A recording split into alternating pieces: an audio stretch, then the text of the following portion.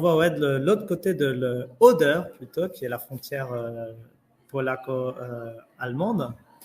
Et je voulais, avant de parler surtout d'un film, aussi parler d'une ville, en fait, qui s'appelle Łódź, qu'on écrit Lodz, en fait, qui est en plein milieu de la Pologne, qui est la troisième ou quatrième ville de la Pologne, donc une ville quand même assez importante, que j'ai eu le plaisir de visiter d'ailleurs cet été, c'est pour ça que je voulais en parler, et qui en fait a une histoire très particulière et très à elle, puisque en 1800, c'était un hameau, une petite ville de 200-300 habitants, donc rien du tout, quoi. Et il se trouve qu'après le congrès de Vienne, elle devient russe. Donc à la fin du XVIIIe siècle, la Pologne disparaît. Elle est divisée entre la Prusse, l'Autriche et la Russie. Et puis, assez tôt, donc, les Russes décident de développer industrialiser cette partie de leur empire et de faire de Łódź un centre industriel et en particulier un centre textile. Donc en 1823 est fondée la cité. Il y a un plan de la cité qui est mis en place. Et donc ça, on le voit tout de suite à l'architecture de la ville. Hein, c'est en carré, quadrillé, hein, comme beaucoup de villes en Amérique, donc qui est planifié depuis le début. Et donc la première usine textile est fondée en 1826. Et donc Łódź commence à se développer d'une manière incroyable. Je vous emmène tout de suite à l'arrivée, c'est-à-dire en 1918, où elle a déjà 600 000 personnes. Donc elle passe de 300 personnes en 1800 à 600 000 personnes au début à la fin de la Première Guerre mondiale. Hein, donc avec ce développement, et elle a une particularité aussi qu'elle est extrêmement multiculturelle parce qu'elle est proche de la Prusse, donc il y a beaucoup d'Allemands, surtout à partir du moment où les Russes augmentent les droits de douane. Ça fait un petit parallèle avec aujourd'hui. Du coup, il y a beaucoup de Prussiens qui s'installent là-bas. Il y avait aussi une grosse communauté juive. Donc là, on a les Russes, les Allemands, les Juifs et les Polonais. Voilà. Après la guerre, donc elle continue, la Première Guerre mondiale, elle devient polonaise. Et puis après, elle souffre énormément de la Deuxième Guerre mondiale, aussi en particulier à cause de toute sa communauté juive. Elle a perdu plus de 400 000 habitants hein, dans la guerre, et dont 300 000 juifs. Et à la fin de l'année, il en reste plus que, à la fin de la guerre, il n'en reste plus que 100 à peu près que 900 pardon, des juifs. Donc c'est vraiment un massacre total.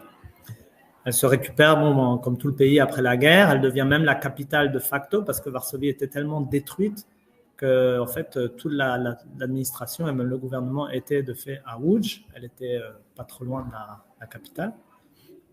Et puis après, elle arrive même à 800 000 habitants en 1975.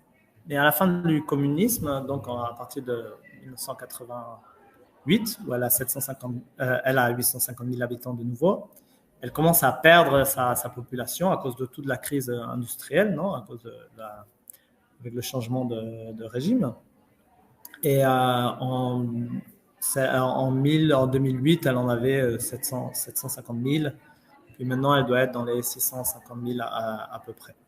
Voilà, donc c'est une ville qui a dégénéré. Bon, maintenant, elle a rénové tout son centre. Tout ce centre-ville, toutes les anciennes industries fabriques sont devenues soit des lofts, des centres commerciaux. Mais ce qui est extrêmement impressionnant, en fait, c'est de voir, ça reste encore intact, l'immensité de ces centres industriels. En fait, personnellement, je n'ai jamais vu ça. Je ne sais pas s'il y en a autre part. Elle était appelée avant la Manchester russe, hein, au début du XXe siècle.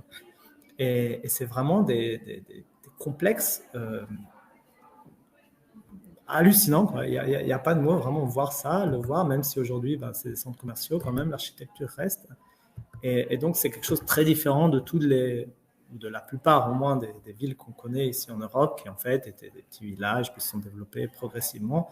Ça, c'est vraiment quelque chose qui est passé de rien à voilà, un centre industriel énorme. Et aujourd'hui, c'est aussi le centre cinématographique du pays, de la Pologne. Elle a une école d'acteurs, une école de cinéma qui a été fondée dans les années 70, dont tous les grands cinéastes polonais, par exemple Polanski ou d'autres, sont passés par là. Et donc, le cinéma est très prégnant dans la ville. Et donc, il y a un film qui s'appelle La Terre promise.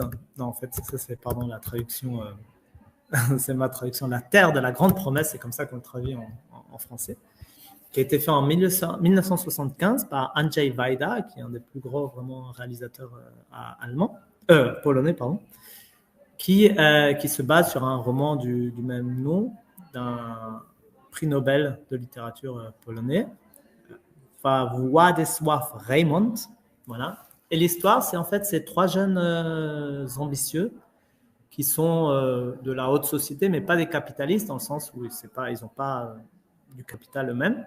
C'est plutôt des managers ou des traders. Donc, il y a un juif, un polonais et un allemand, et qui veulent fonder ensemble leur propre usine. Et donc, ils retracent un peu, entre guillemets, leur aventure et ils montrent vraiment c'est vraiment un Far West, on pourrait dire, capitaliste, où vraiment les gens viennent, du jour au lendemain, ils construisent une usine, puis après, quand elle va mal, ils la brûlent pour pouvoir avoir l'assurance. Enfin, tout le cynisme, vraiment, c'est de ce monde-là, c'est extrêmement bien montré. Ouais. Vraiment, c'est un film de grande valeur qui a été nommé aux Oscars aussi à cette époque. Et donc, qui à la fois montre d'une certaine façon le système capitaliste, non? Et à la fois un petit hommage à cette ville de Łódź qui aujourd'hui n'est pas, je dirais, il y a beaucoup de Polonais même qui n'y sont jamais allés. En fait, c'est pas une ville vraiment où on y va pour visiter. Et on la connaît bien sûr parce qu'elle est importante, mais c'est pas une destination prioritaire, on va dire. Et pourtant, je vous la recommande énormément parce que j'ai pas emmené avec la technique, ça va être compliqué de montrer les photos, mais je vous invite à googler simplement Łódź. Il y a la manufacture qui est la plus grande usine qu'il y avait.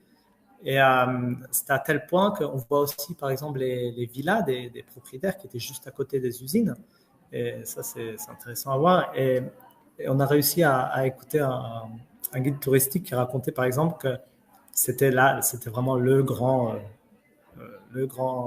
riche, disons, de la ville à l'époque, qui, quand il a construit sa villa, l'architecte lui a demandé « Ah, vous voulez la faire en quel style? En Renaissance, en baroque, plutôt en quoi ?» Il a dit « Écoutez, j'ai tellement d'argent que mettez-moi tous les styles. » Et donc, c'est une villa qui a tous les styles.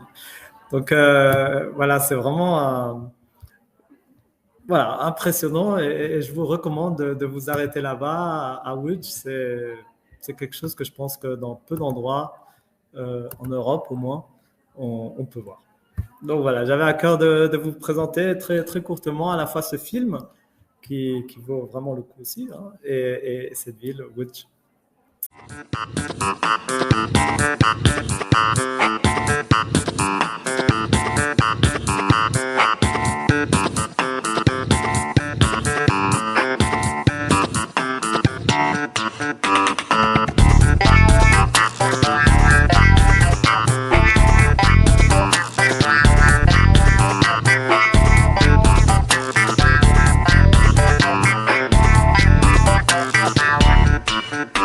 Thank you.